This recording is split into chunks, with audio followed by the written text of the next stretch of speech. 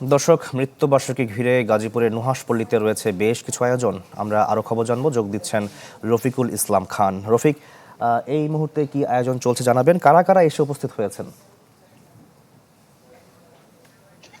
শাকিল, আজকে কথাসাহিত্যিক হুমায়ুন আহমেদের 14তম মৃত্যুবার্ষিকী, সেই দিনটি উপলক্ষে নুহাশপল্লীতে কিন্তু নানা আয়োজনের মধ্য দিয়ে পালিত হয়েছে।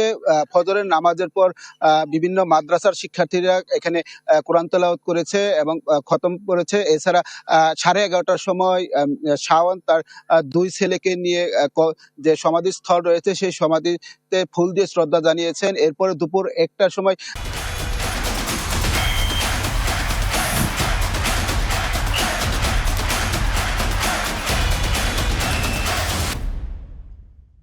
এই নুহাশপল্লীর আশেপাশে যতগুলো মাদ্রাসা রয়েছে সেই সমস্ত মাদ্রাসার ছাত্রদের বিশেষ ভোজের আয়োজন করেছিল।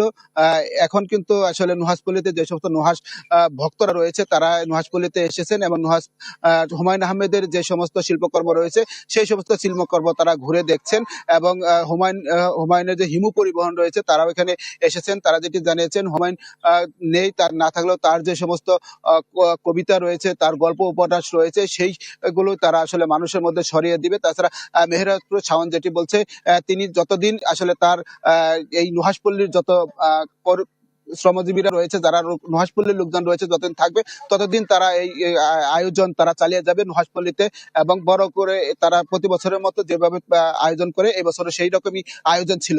এই ছিল এখান থেকে সর্বশেষ খবর। শাকিল। জি, ধন্যবাদ আপনাকে। দর্শক, গাজীপুর থেকে যোগ দিয়েছিলেন রফিকুল ইসলাম খান।